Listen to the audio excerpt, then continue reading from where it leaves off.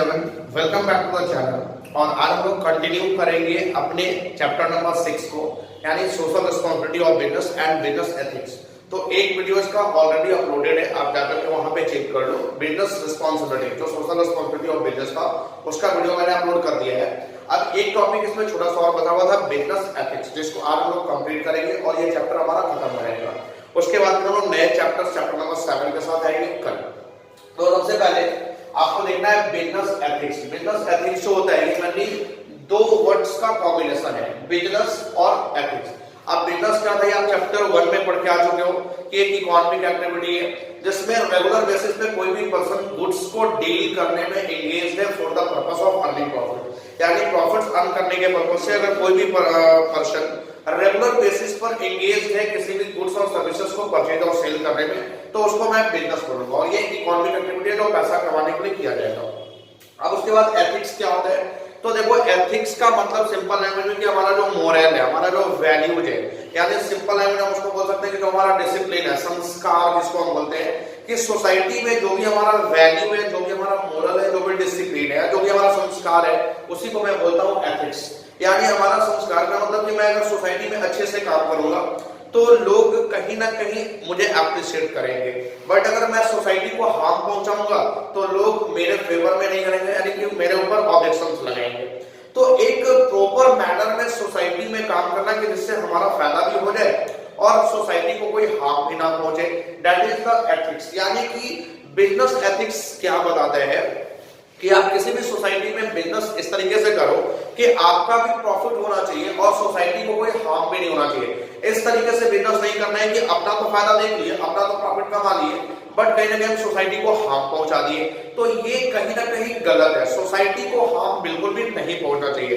तो business ethics ये बताता है कि आप किस तरीके से सोसाइटी में काम करेंगे कि आपका भी फायदा होगा और बिजनेस को हार्म नहीं पहुंचेगा। यानी सोसाइटी के रूल्स एंड रेगुलेशंस को फॉलो करते हुए आपको सोसाइटी में काम करना है कि क्या गलत है क्या सही है, यही आपको बताता है बिजनेस एथिक्स कि सोसाइटी के लिए क्या गलत है और क्या सही है। अब देखो यहाँ पे बिजनेस एथिक्स डिफाइन, एथिक्स क्या डिफाइन करता है, what is right and what is wrong. Ethics जो है ये डिफाइन करता है कि क्या सही है और क्या गलत है, यानी सोसाइटी में क्या सही है और क्या गलत है, ये डिफाइन करता है एथिक्स। उसके बाद बिजनेस एथिक्स में be define as the socially determined moral principle, यानी बिजनेस एथिक्स डिफाइन करता है as a socially determined moral principle, यानी कुछ मोरल कुछ प्रिंसिपल्स जो किसके द्वारा दिए गए, सोसाइटी के द्वारा। तो मेनली सोसाइटी के द्वारा जो प्रिंसिपल्स दिए गए हैं which governs the business activity, जिसके आधार पे आपको बिजनेस में सारे एक्टिविटीज को परफॉर्म करना है। यानी एक ऐसा मोरल, एक ऐसा प्रिंसिपल जो सोशली यानी सोसाइटी के द्वारा प्रोवाइड किए गए हैं, जिसमें आपको बिजनेस के सारे एक्टिविटी को उसके अकॉर्डिंग आपको परफॉर्म करना है, that is called the business ethics. अब उसके बाद बिजनेस एथिक्स का एग्जांपल हम ले सकते हैं कि किस किस टाइप का मोरल प्रिंसिपल्स दिया गया सोसाइटी के द्वारा जिसके अकॉर्डिंग बिजनेस के सारे एक्टिविटीज को परफॉर्म करना है। First, following fair trade practices, कि आपको जो भी ट्रेड प्रैक्टिसेस है वो बिल्कुल फेयरली आपको फॉलो करना है, कोई भी अनफेयर ट्रेड प्रैक्टिसेस नहीं होना चाहिए। फेयर ट्रेड प्रैक्टिसेस का मतलब कि आप किसी भी तरीके का जो भी इंफॉर्मेशन प्रोवाइड कर रहे हैं सोसाइटी को बिल्कुल सही होना चाहिए, एक फेयर प्राइसेस आपको लेना है। उसके बाद कोई फ्रॉड आपको नहीं करना है, बिल्कुल फेयरली अपना बिजनेस करना है। सेकंड, चार्जेस फेयर प्राइसेस, की जो भी प्राइसेस चार्ज कर रहे हैं आपको सोसाइटी से वो बिल्कुल फेयर होना चाहिए, जेन्युइन प्राइस होना चाहिए। एक्सेसिव प्राइस आपको सोसाइटी से बिल्कुल भी चार्ज नहीं करना है अपने गुड्स का। Next, providing fair treatment to worker, कि जितने भी हमारे ऑर्गेनाइजेशंस में वर्कर काम कर रहे हैं सारे वर्कर के साथ एक फेयर ट्रीटमेंट प्रोवाइड करना है, सारे वर्कर के साथ इक्वल बिहेव करना है, किसी के साथ मिसबिहेव नहीं करना है। और लास्ट हमारा अर्निंग रीजनेबल प्रॉफिट्स। अब सोसाइटी क्या बोलते हैं कि आप प्रॉफिट कमाओ, बट आप एक रीजनेबल प्रॉफिट्स कमाओ। रीजनेबल प्रॉफिट्स का मतलब कि आप बहुत ज्यादा प्रॉफिट्स कमाने के बारे में मत सोचो, क्योंकि अगर आप बहुत ज्यादा प्रॉफिट्स कमाने के बारे में सोचते रहोगे तो फिर आप लॉन्ग टर्म तक सर्वाइव नहीं कर पाओगे। तो यहाँ पे अगर लॉन्ग टर्म तक सर्वाइव करना है तो एक रीजनेबल प्रॉफिट्स आपको अर्न करना है। तो ये सब कुछ यहाँ पे मोरल प्रिंसिपल्स दिए जाते हैं किसके द्वारा, सोसाइटी के द्वारा, जो एक बिजनेस को फॉलो करना पड़ता है। अब नेक्स्ट हमारा बेनिफिट्स ऑफ बिजनेस एथिक्स, की जो भी हमारा एथिक्स है बिजनेस का उसके क्या क्या बेनिफिट है। तो सबसे पहला इम्प्रूविंग ऑर्गेनाइजेशनल इमेज, कि जो ऑर्गेनाइजेशन का इमेज है वो कहीं ना कहीं इंप्रूव करेगा टुवर्ड्स द सोसाइटी। सोसाइटी के नजर में आपका एक अच्छा इमेज बनेगा कि भाई आपको आपकी ऑर्गेनाइजेशन एक अच्छा काम करती है।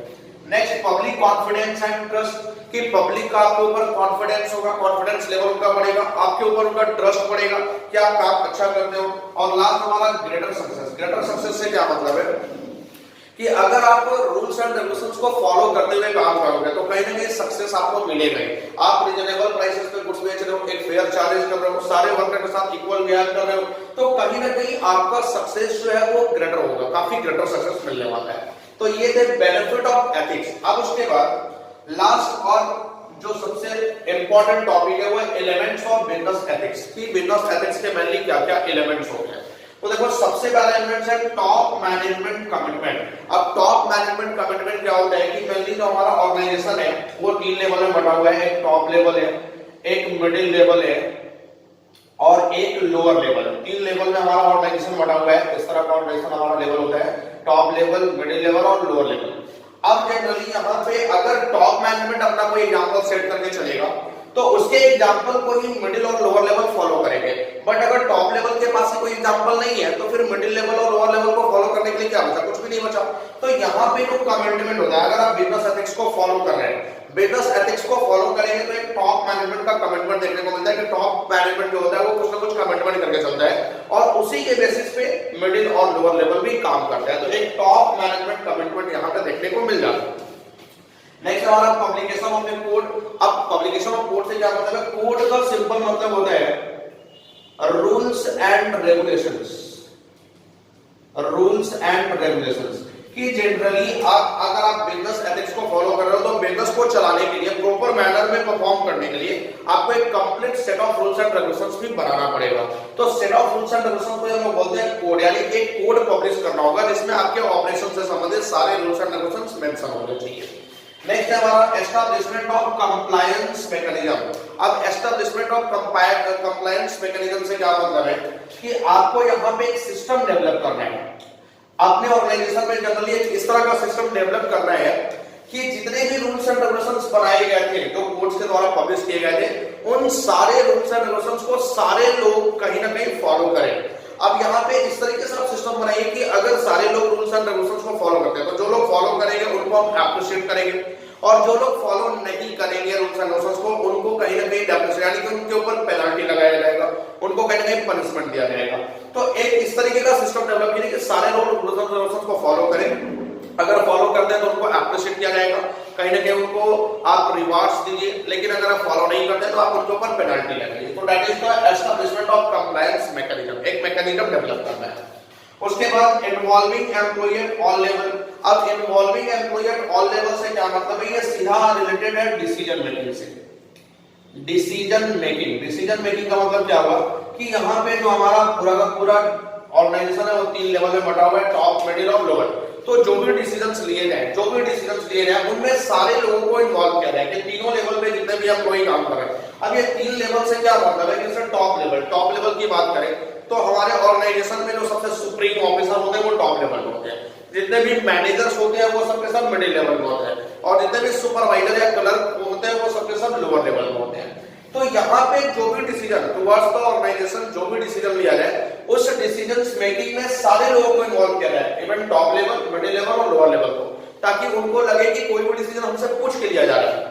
अगर टॉप लेवल डिसीजन लेता है और मिडिल लेवल को भी इन्वॉल्व करता है, लोअर लेवल को भी इन्वॉल्व करता है, तो लोअर और मिडिल लेवल कहीं ना कहीं एप्रिशिएट होंगे कि जो भी डिसीजन मेकिंग किया जा रहा है वो हमसे पूछ के किया जा रहा है, हमसे बिना पूछे हुए डिसीजन मेकिंग नहीं किया जा रहा है, तो वो मोटिवेटेड होते हैं, एप्रिशिएटेड होते हैं। तो सारे लेवल के एम्प्लॉइज को इन्वॉल्व करना है इन द डिसीजन मेकिंग।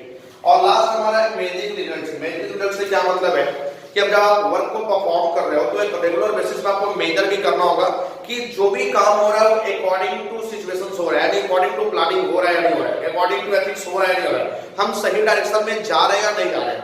तो यहाँ पे मेजरिंग रिजल्ट्स को हम लोग मॉनिटरिंग रिजल्ट्स भी बोल सकते हैं। ये हम लोग